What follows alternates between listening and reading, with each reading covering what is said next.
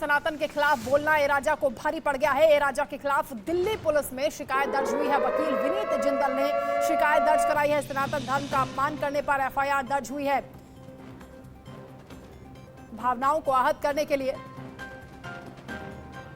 ये शिकायत दर्ज कराई गई है। वकील विनीत जिंदल ने शिकायत दर्ज कराई है। दिल्ली पुलिस में मामला दर्ज हो चुका है। बता दें कि डेंगू, मलेरिया, HIV से सनातन की तुलना की थी डीएम के सांसद ए राजा ने। उदयनिधि के बाद डीएम के सांसद ए राजा के बोल बिगड़े हैं, जिसको लेकर अब लगातार उन पर पलटवार किया जा रहा है। कार्रवाई की भी मांग की जा रही है। ए राजा के खिलाफ दिल्ली पुलिस में शिकायत दर्ज की गई है। वकील विनीत जिंदल ने शिकायत दर्ज कराई है। सनातन धर्म का अपमान करने पर एफआईआर दर्ज हुई है। सनातन पर लगातार प्रहार किया जा रहा है, सनातन का अपमान किया जा रहा है। तो उदयनिधि के बाद अब डीएम के सांसद ए राजा के बोल बिगड़ गए हैं। सनातन की तुलना HIV से की है उन्होंने। HIV और कुष्ठ रोग जैसा है सनातन, ये कहा ए राजा ने। सामाजिक कलंक वाली बीमारियों जैसा सनातन है। ए राजा की इस टिप्पणी को लेकर पूरे देश में गुस्सा है और इस बयान की कड़ी निंदा की जा रही है। संत समाज भी इस बयान पर भड़क उठा है। उदयनिधि स्टालिन के बाद अब ए राजा के खिलाफ कार्रवाई की मांग उठ रही है। सनातन विरोधियों पर रविशंकर प्रसाद ने कड़ा प्रहार किया है। उन्होंने कहा कि सनातन के मुद्दे पर भारत के संविधान को देखना चाहिए। भारत के संविधान में भगवान के चित्र को अंकित किया गया है। भारत के संविधान की किताब में ईश्वर के चित्र हैं। जो लोग सनातन पर सवाल उठा रहे हैं, सनातन को चैलेंज कर रहे हैं, उन्हें भारत का संविधान देखना चाहिए, जिसमें ईश्वर के चित्र अंकित हैं। भारत के संविधान की किताब में ईश्वर के चित्र हैं। सनातन विरोधियों को कड़ा जवाब दिया है रविशंकर प्रसाद ने। बता दें कि उदयनिधि स्टालिन के बाद ए राजा ने भी सनातन पर सवाल उठाए, जिस पर कड़ा पलटवार किया रविशंकर प्रसाद।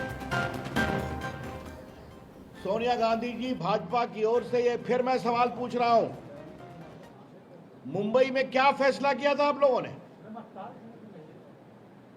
कि क्या हिंदू आस्था, हिंदू विश्वास, हिंदू चिंतन के खिलाफ इस तरह की शर्मनाक, विभत्स टिप्पणी की जाएगी? ये मुझे पहला सवाल आपसे पूछना है। और सोनिया जी, आप खामोश हैं और आपके पुत्र कितना सनातन और हिंदुत्व को समझते हैं, उसकी चर्चा छोड़ दीजिए आप। इसलिए सोनिया गांधी, मैं आपसे सवाल पूछ रहा हूं। तो सनातन के खिलाफ बोलना ए राजा को भारी पड़ गया है। ए राजा के खिलाफ दिल्ली पुलिस में शिकायत दर्ज हुई है। वकील विनीत जिंदल ने शिकायत दर्ज करवाई है। सनातन धर्म का अपमान करने पर एफआईआर हुई है। ए राजा मुश्किलों में घिरते हुए अब नजर आ रहे हैं, क्योंकि लगातार उन पर पलटवार किया जा रहा है, कड़ा प्रहार किया जा रहा है। और सबसे बड़ी बात यह कि गठबंधन के नेताओं से भी सवाल पूछे जा रहे हैं, क्योंकि मुंबई में हालिया जो बैठक हुई उसके बाद उदयनिधि स्टालिन का बयान सामने आया। उन्होंने सीधा सीधा सनातन पर हमला बोला और उसके बाद अब ए राजा ने हमला बोला है।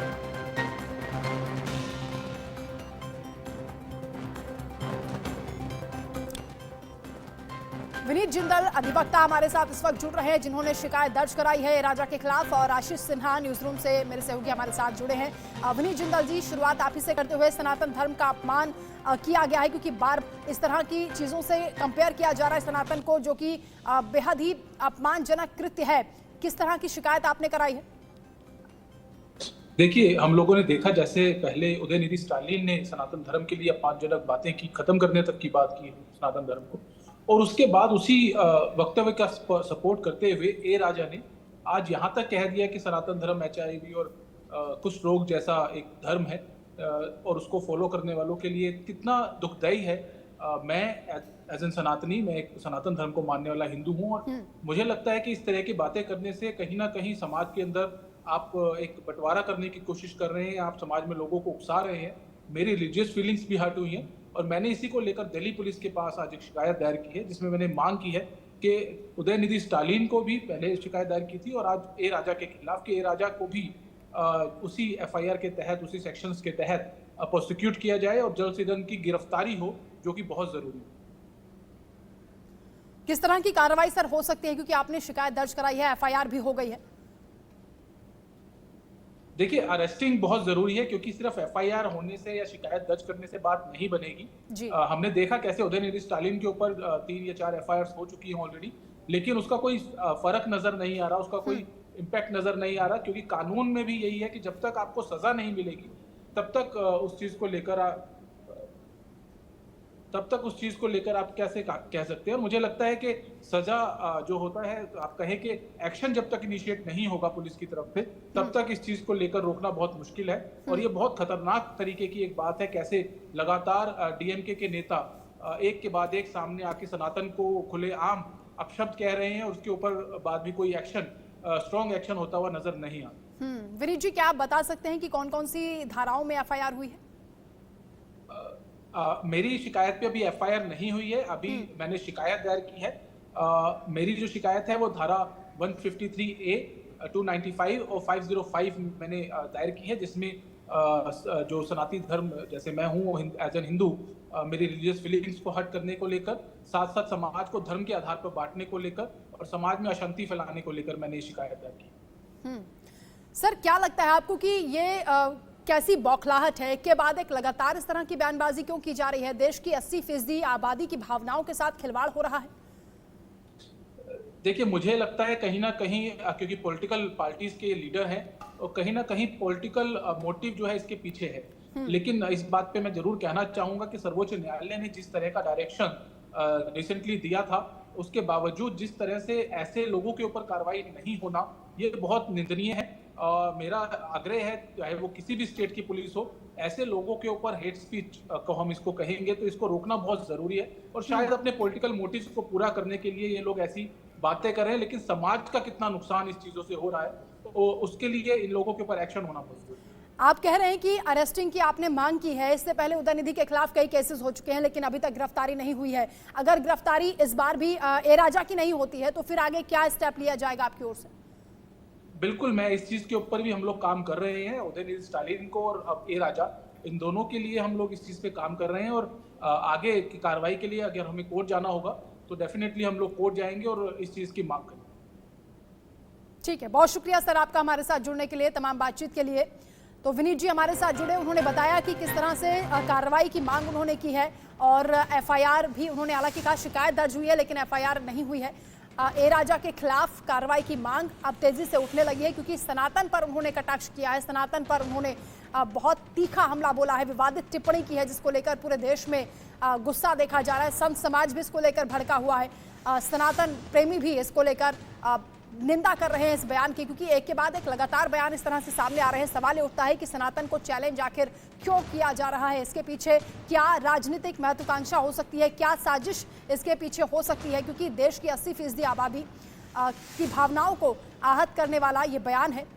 सनातन की तुलना HIV से करना, डेंगू मलेरिया से करना, ये अपने आप में सनातन धर्म का अपमान है, जिसे मंजूर नहीं किया जाएगा, बर्दाश्त नहीं किया जाएगा। पूरे देश में ये मांग उठ रही है कि ऐसे लोगों की जल्द से जल्द गिरफ्तारी होनी चाहिए, सख्त कार्रवाई की जानी चाहिए, क्योंकि उदयनिधि के खिलाफ अगर सख्त एक्शन हुआ होता तो अभी तक ए राजा इस तरह की टिप्पणी करने से बचते। हालांकि गठबंधन में भी टूट देखी जा रही, क्योंकि गठबंधन के भी कई ऐसे नेता हैं, संजय राउत ने भी कहा है कि इस तरह की टिप्पणी नहीं करनी चाहिए थी।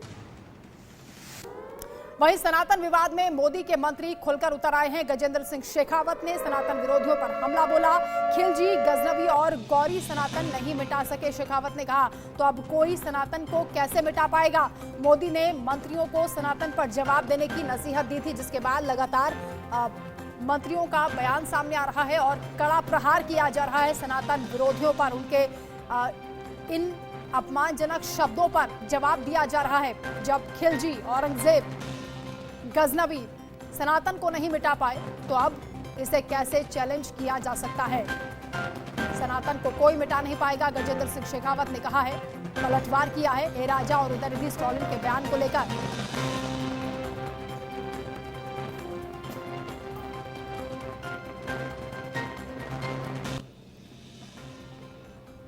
सनातन को हमको हराना है। तेरा बाप वहां से जो है खिलजी आए थे, गौरी आए थे, गजनवी आए थे, गुलाम आए थे, शक आए थे, हूण आए थे, कुषाण आए थे। यवनायनिक रूप से, मानसिक रूप से तोड़ करके कमजोर करने का षड्यंत्र कौन कर रहा है? जो काम औरंगजेब कर रहा था, जो काम अलाउद्दीन खिलजी कर रहा था, महाराज गोवर्धन दास जी वो का वो काम ये अशोक गहलोत सरकार कर रही है, हिंदुओं का दमन करके इस सनातन को मिटाने की चर्चा करके। वही सनातन विरोधियों को स्मृति ईरानी ने भी जवाब दिया है, जब तक एक भी भक्त जिंदा है चुनौती नहीं स्वीकार करेंगे। कोई इस पुण्य धरती पर चुनौती सनातन को नहीं दे सकता है। सनातन का अपमान हिंदुस्तान नहीं बर्दाश्त करेगा। सनातन धर्म और आस्था को कोई भी चैलेंज नहीं कर सकता। केंद्रीय मंत्री स्मृति ईरानी ने कड़ा पलटवार किया है ए राजा और उदयनिधि के बयान को लेकर। सुनिए। जिन लोगों ने सनातन धर्म को चुनौती दी है, उनके कानों तक हमारे स्वर पहुंचे कि जब तक एक एक भक्त इस पुण्य धरती पर जीवित है, तब तक कोई ऐसा नहीं जो धर्म को चुनौती दे, कोई ऐसा नहीं जो आस्था को चुनौती दे। आप सबसे पुनः आग्रह की जोर से बोलें, कृष्ण कन्हैया लाल की। वही सनातन बयान पर इंडिया अलायंस में गोफाड़ हो गई है। सनातन वाले बयान को नहीं करेगा। उन्हें इस बयान से बचना चाहिए। ये उनकी के किराए हो सकती है। इस तरह से प्रदेश का माहौल खराब हो गया। 90 करोड़ लोगों की आस्था को चोट ही पहुंचा सकते हैं। संजय राउत का यह बयान सामने आया है। उन्होंने राजा के आन लेकर उदयनिधि को लेकर पलटवार किया है और कहा है कि 90 करोड़ लोगों की आस्था को आप चोट नहीं पहुंचा सकते, आपको माफी मांगनी चाहिए। सनातन वाले बयान को लेकर इंडिया अलायंस में भी अब फूट होती हुई नजर आ रही है। बयान का कोई समर्थन नहीं करेगा। इस प्रकार के जो बयान है उससे बचना चाहिए। हाँ, मीडिया के घटक दल है सब, ये आपकी राय हो सकती है, ये दीन की राय हो सकती है, दूसरी नस्ल की राय हो सकती है। देश में लगभग 90 को हिंदू रहते हैं, उनकी आस्था मुसलमान रहते हैं, पारसी है, जैन है, लिंगायत समाज के लोग हैं, सभी के अपने अपनी आस्था होती है। आप उनकी आस्था को ठेस नहीं पहुंचा सकते। अपनी व्यक्तिगत राय है, अपने पार्टी की राय है, अपने तरफ रखिए, अपने राज्य में रखिए। इस प्रकार से पूरा देश का माहौल जो है वो बिगड़ गया। भारतीय जनता पार्टी के हाथ कोई ऐसा हथियार लगे इस वजह से हमारे हमले कर। वहीं उदयनिधि और बयान पर मुख्य प्रसिद्ध की सनातन जो उनकी सोच है उनका बयान चाहता है, बयान से इनका सनातन की रवा बढ़ चुका है। उदयनिधि अपना गठन है, किसी ने खंडन नहीं किया, खंडन नहीं कहा, उनकी इससे मौन स्वीकृति है।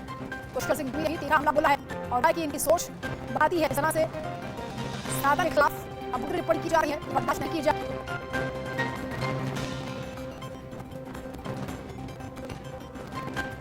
तो सनातन को लेकर अब एक नई राह छिड़ गई है, क्योंकि विपक्षी नेताओं की ओर से जो बयान सामने आ रहे हैं उस पर पलटवार बीजेपी नेताओं की ओर से किया जा रहा है। यहाँ